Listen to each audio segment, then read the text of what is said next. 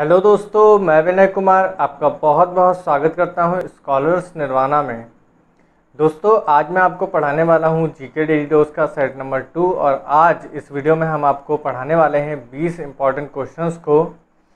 दोस्तों, ये जो क्वेश्चंस होते हैं हमारे चैनल पे आपको डेली सुबह 6 बजे मिलते हैं और सभी क्वेश्चंस आपको प्रीवियस ईयर के लिए आए हुए क्वेश्चंस हैं।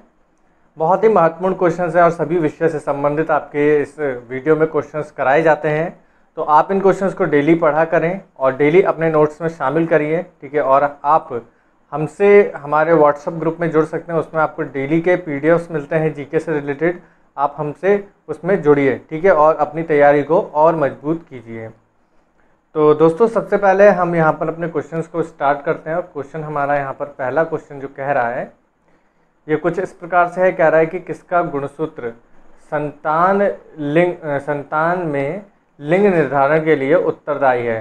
तो यहाँ पर देखिए क्या होता है, गुणसूत्र की बात करिए। ये गुणसूत्र जो होता है वो किसका जो होता है संतान में लिंग निर्धारण के लिए उत्तरदायी होता है। तो ये जो होता है ये पुरुष का होता है, ठीक है। पुरुष का जो मतलब गुणसूत्र होता है, ठीक है, वो कौन सा होता है, एक्स और वाई। तो यहाँ से पुरुष में एक्स और वाई गुणसूत्र निकलते हैं, ठीक है, तब जाके क्या होता है बच्चे का जो लिंग होता है वो निर्धारित होता है। तो यहाँ पर हम कह सकते हैं इस क्वेश्चन का आंसर क्या हो गया, पुरुष, ठीक है। तो पुरुष की वजह से बच्चे का जो लिंग होता है वो निर्धारित किया जाता है।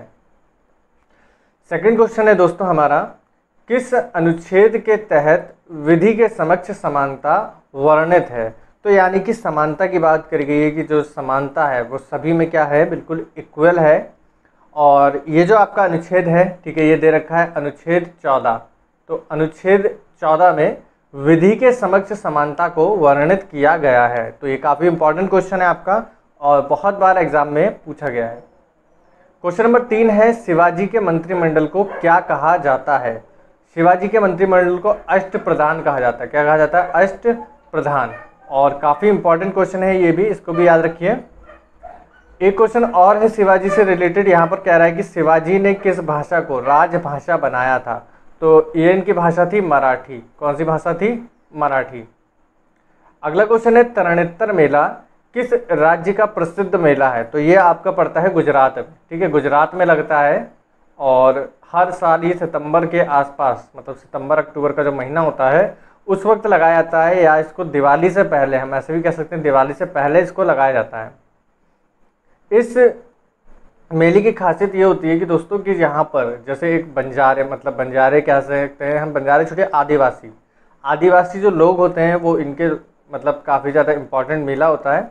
और वहीं पर एक मतलब मैं आपको बताता हूँ, एक मंदिर है, ठीक है, और उस मंदिर में मतलब जो जितने भी आदिवासी लोग होते हैं वहाँ पर इकट्ठे होते हैं। और आदिवासी जो मतलब स्त्रियाँ होती हैं वो अपने लिए वहाँ पर वर को ढूंढ सकती हैं। ये जो मेला होता है गुजरात में लगता है। और गुजरात का एक मतलब ज़िला है जिसका नाम मैं बता रहा हूँ आपको, ठीक है।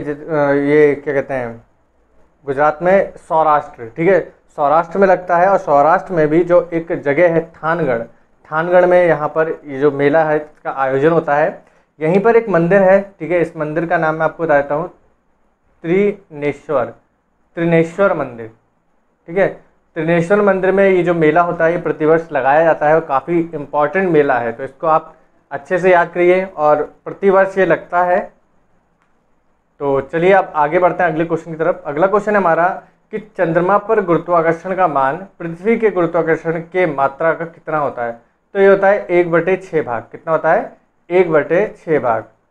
क्वेश्चन नंबर 7 है, कौन भारत का अंतिम वायसराय था। तो भारत के अगर अंतिम वायसराय की बात करें तो इनका नाम था लॉर्ड माउंटबेटन, ठीक है। तो दोस्तों यहाँ पर देखिए क्या पूछा गया है, भारत का अंतिम वायसराय।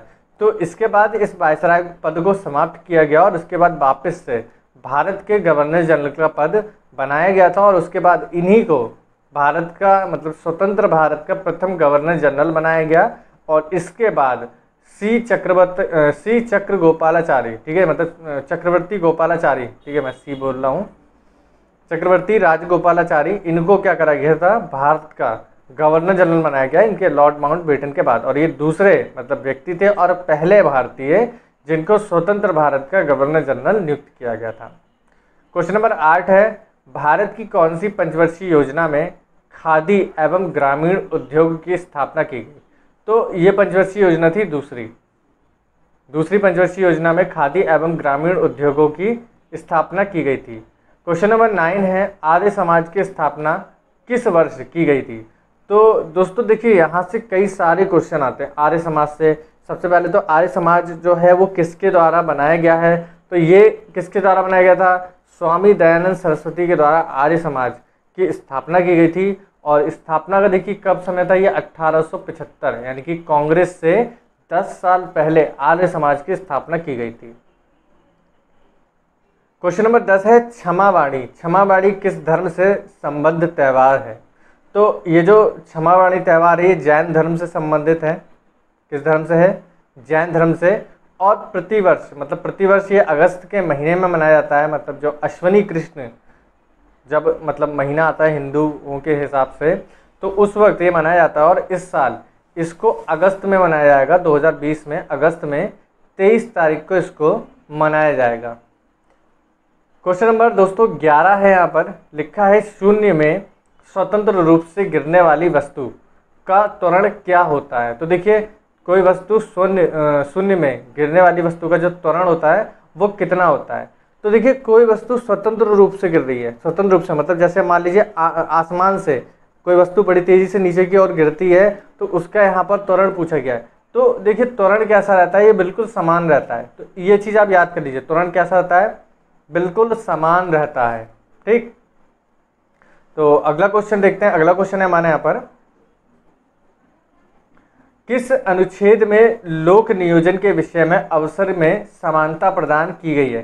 तो देखिए अभी जब ऊपर वाले क्वेश्चन पे हम पढ़ रहे थे तो यहाँ पर देखिए अनुच्छेद 14 में क्या दिया गया था? विधि के समक्ष समानता। ठीक है, क्या दिया गया है? विधि के समक्ष समानता। और यहाँ पर इस वाले क्वेश्चन में देखिए दे रखा है कि किस अनुच्छेद में लोक नियोजन के विषय में अवसर की समानता प्रदान की गई है? तो इसका आंसर है लोक नियोजन के विषय में, तो इसका आंसर है आपका अनुच्छेद 16। ठीक है, तो याद रखें अनुच्छेद 16। क्वेश्चन नंबर 13 है दोस्तों, किस विधि द्वारा मिश्रण में उपस्थित घटकों का पृथक्करण किया जाता है? मतलब मिश्रण जो होता है उसमें जो घटक होते हैं उनका पृथक्करण किया जाता है। तो इसका आंसर हो जाएगा क्रिस्टलीकरण के द्वारा। ठीक है, किसके द्वारा होता है? क्रिस्टलीकरण के द्वारा। क्वेश्चन नंबर 14 है, देखिए अभी ऊपर यहाँ पर क्वेश्चन आया था। ठीक है, और यहाँ पर देख सकते हैं आप क्वेश्चन है कि 9 वाला क्वेश्चन, आर्य समाज की स्थापना किस वर्ष की गई?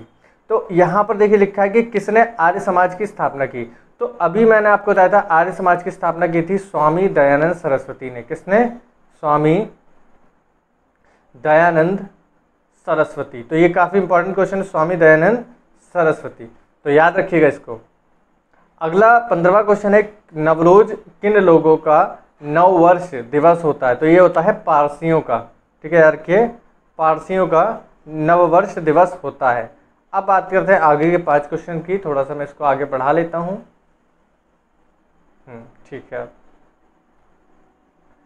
क्वेश्चन नंबर 16 है दोस्तों, लिखा है सौरमंडल का सबसे छोटा उपग्रह कौन सा है? सौरमंडल का सबसे छोटा उपग्रह कौन सा है? तो ये होता है डीमोस। क्या नाम है इसका? डीमोस। और ये कहाँ पर है? ये मंगल ग्रह पर है। ठीक है, मंगल ग्रह पर है। और मंगल ग्रह पर 2 उपग्रह हैं, एक आपका डीमोस हो गया जो सबसे छोटा है, और दूसरा है फोबोस। तो ये 2 पूछे जाते हैं एग्जाम में कि डीमोस और फोबोस किस ग्रह के उपग्रह हैं? तो आप याद रखिए मंगल ग्रह के हैं।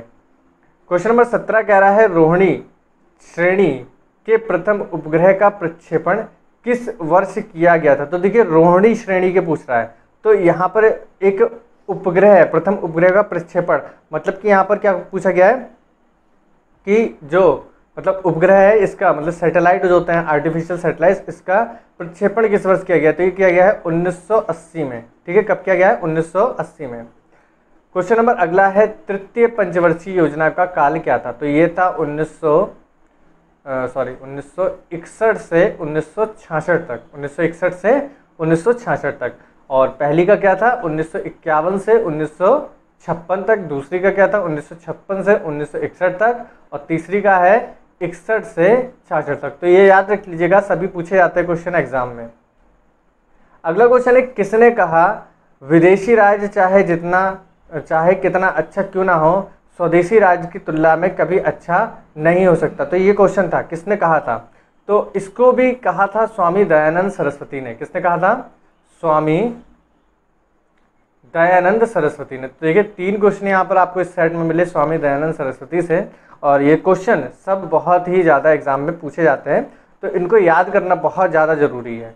तो अगर आपको वीडियो अच्छी लग रही है तो प्लीज़ वीडियो पर लाइक ज़रूर कर दीजिए, बहुत मेहनत से वीडियो बनानी पड़ती है, ठीक है। तो अब आगे बढ़ते हैं, आखिरी क्वेश्चन देखते हैं आज का, ठीक है। आखिरी क्वेश्चन है हमारा, उगादि उत्सव किस राज्य में मनाया जाता है? तो ये आपका है कर्नाटक में। कहाँ मनाया जाता है? कर्नाटक में। तो ये इंपॉर्टेंट है, कर्नाटक में उगादि उत्सव मनाया जाता है। तो ये आज के हमने 20 क्वेश्चंस कंप्लीट करे हैं, और बहुत ही इंपॉर्टेंट क्वेश्चंस हैं हमारे जो हमने आज इस वीडियो में कंप्लीट करे। और इसी प्रकार से मैं आपको क्वेश्चन डेली 20 कराता रहूँगा, ठीक है। और आज फिर से आपको 20 क्वेश्चंस कंप्लीट कराए मैंने, और इंपॉर्टेंट क्वेश्चन है, आप इन्हें अपने नोट्स में शामिल कीजिए। आज इतना ही रखते हैं, कल मिलते हैं आपको नए वीडियो के साथ सुबह ठीक 6 बजे। आप मेरे चैनल पर आ जाइएगा, स्कॉलर्स निर्वाणा, ठीक है। और चैनल का नाम है स्कॉलर्स एसएससी और यूपीएससी। मैं यहाँ पर एसएससी और यूपीएससी के लेवल के चैप्टर्स को कंप्लीट कराता हूँ। तो आज इतना ही रोकते हैं, कल मिलते हैं आपसे ठीक सुबह 6 बजे। आज के लिए इतना ही, धन्यवाद।